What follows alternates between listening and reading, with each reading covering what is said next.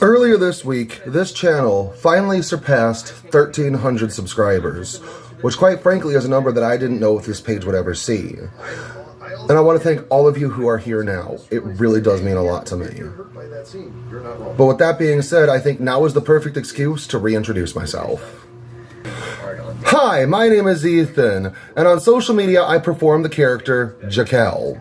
Well, that's not entirely accurate, because hi, my name is Ethan, host of the Dark Crystal System, which means I am not the only one who is Jakel.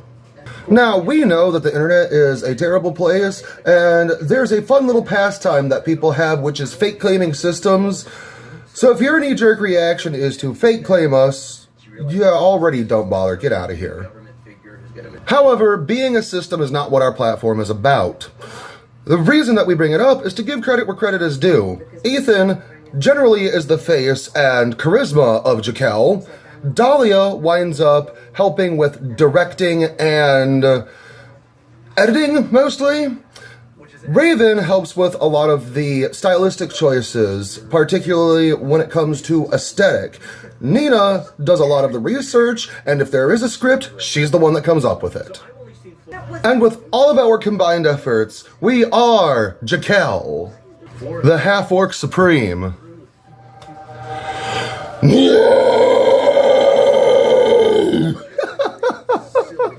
Because you see, the thing is, Jakel started off as a character that we made in Dungeons & Dragons 5e, who was a half-orc, half-elf Eldritch Knight. And the art that we wind up using for our profile picture over most of our social media is an art that was drawn as a birthday gift of Jakel, that character.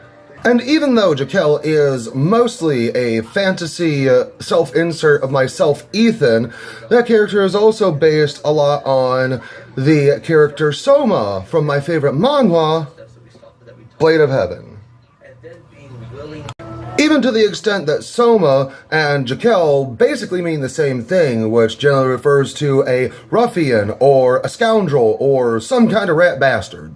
And when I was looking for a social media mascot, if you will, when I started making content here at the end of 2007, I found Jakel to use and utilize as a mascot and an alter ego.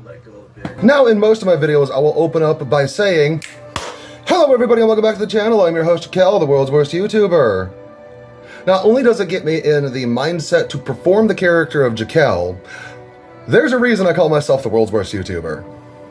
When I first started my channel here, not even 2 months in, I decided to do a 12 Days of Christmas series, and I successfully put out 12 Christmas-themed videos. The problem was they were all garbage. Okay, maybe that's not an entirely fair assessment. I was brand new to making content, and the equipment that I was using at the time in late 2017 was Windows Live Movie Maker on my then fiance's laptop and my phone camera. The quality suffered, and the feedback that I got at the very beginning of my channel was mostly negative. And one of the negative comments that I received was somebody calling me the world's worst YouTuber. So I quit and took down most of those videos. Then after a couple of months, I decided to finally come back. And I just kind of wore that title, the world's worst YouTuber, with a badge of honor. Like a badge of honor. What the fuck am I trying to say? However, over time, that title would actually come to mean something to me. As I was trying to navigate the terrain of YouTube at the time and trying to learn as much as I could about what it takes to be a semi-decent YouTuber, I realized a lot of these things were a little bit out of my grasp because I have been broke, I am still broke, and I will probably continue to be broke. I'm not really able to afford the standard issue equipment that other content creators wind up being able to utilize. And as time moved on, it started to feel like YouTube was far more inaccessible than it once was. I had fallen in love with YouTube because I've been watching it since 2007, and some of my favorite videos were Power Thirst, the Hyperactive ADHD Chipmunk by Kyle Monkey. Some of the first favorites that I had were Shane Dawson and Destry Smith. I loved YouTube and I wanted to make content because even though a couple of those names are regrettably so, these are the things that inspired me to make content.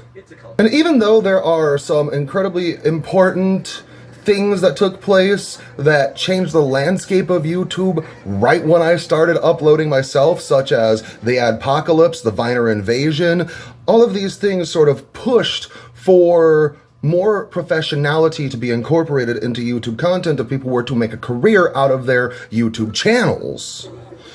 But that just made it seem so much more difficult for the average person to just record and upload the way that people had before. And some way, somehow, myself, my content, my title, The World's Worst YouTuber, feels a little bit like a proud middle finger to all of that. And that doesn't mean that I am criticizing or hating on or throwing shade to the content creators that do have the money to be able to pull that off and do find successful careers. More power to them. I am so glad that they are able to. However, I'm not. Now, aside from all of that, there are very notable personal reasons why, after all this time, I'm not as far as I hoped I would be, and a lot of that has to do with my own personal life getting in the way and needing to take care of more pressing matters. So that led entire periods of absence from my uploading history, and with that inconsistency, my content really wasn't being pushed out the way that I hoped it would. And even though most sensible people would have either given up or outright quit by now, I just haven't. I haven't given up. Although I do have this dream that's a little bit of a fantasy that someday I am going to be able to become a legitimate YouTuber and actually live the life that I have always aspired and wanted to live by making social media content. That's never been really the point. The point has always been to just make content. And over the years, this has become one of my favorite forms of artistic expression.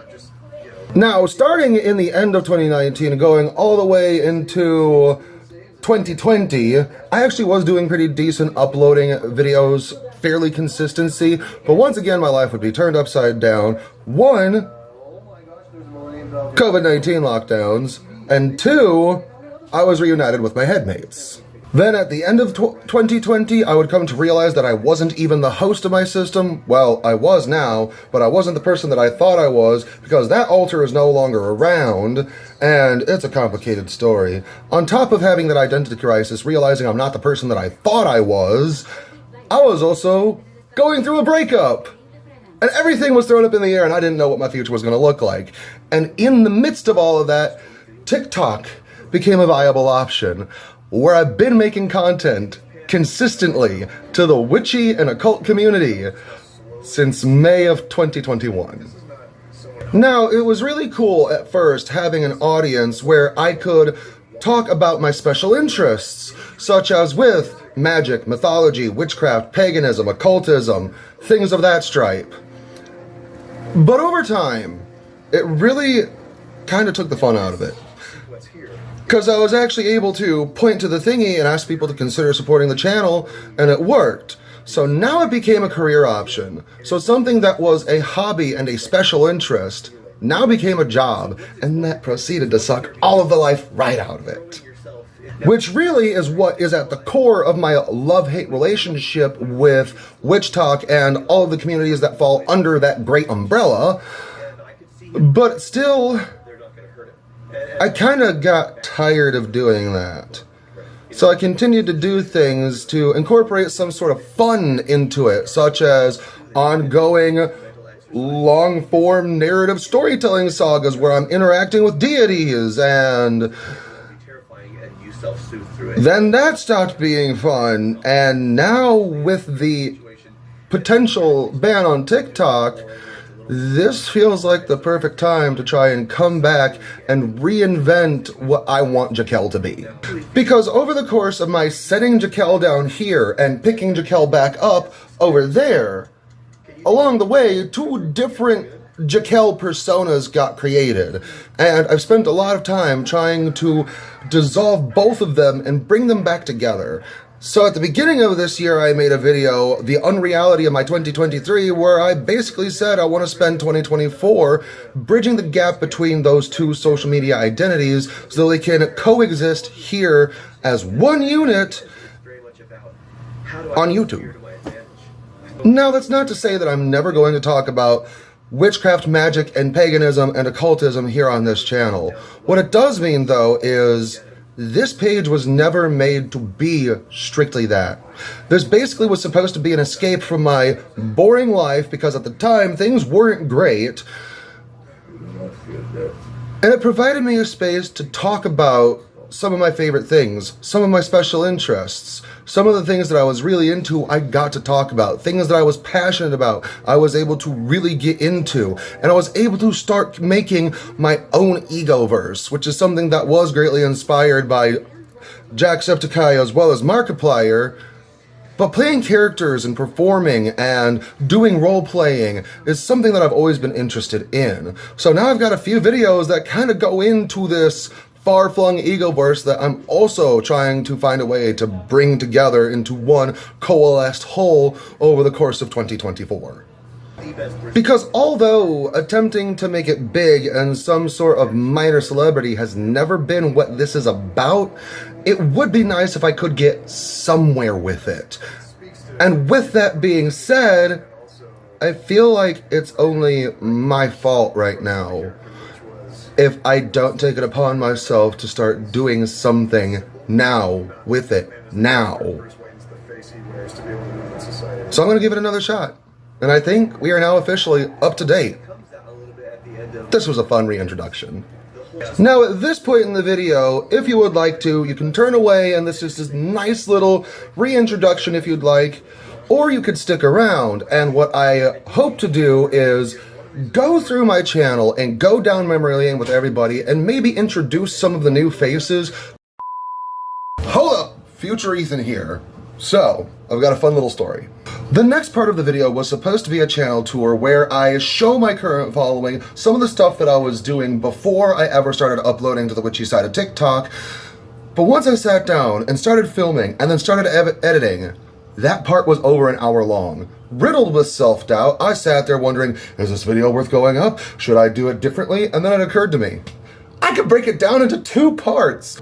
This point in the video, I can just invite you to go watch the second part, which is the channel tour, if that's something that you're interested in. I'm going to put up the channel tour part in the end sequence, and as soon as that is available, that's where it's going, which should be within a day after this goes up. With that being said, I still want to thank everybody for 1,300 subscribers because, again, it is a number I didn't know if this channel was ever going to see. So thank you. If you're seeing this the first day, keep an eye out for that second video. And if you are here and one of my subscribers, or a future subscriber from the point of my filming this, thank you. It really does mean a lot to me. And until next time, take care and much love.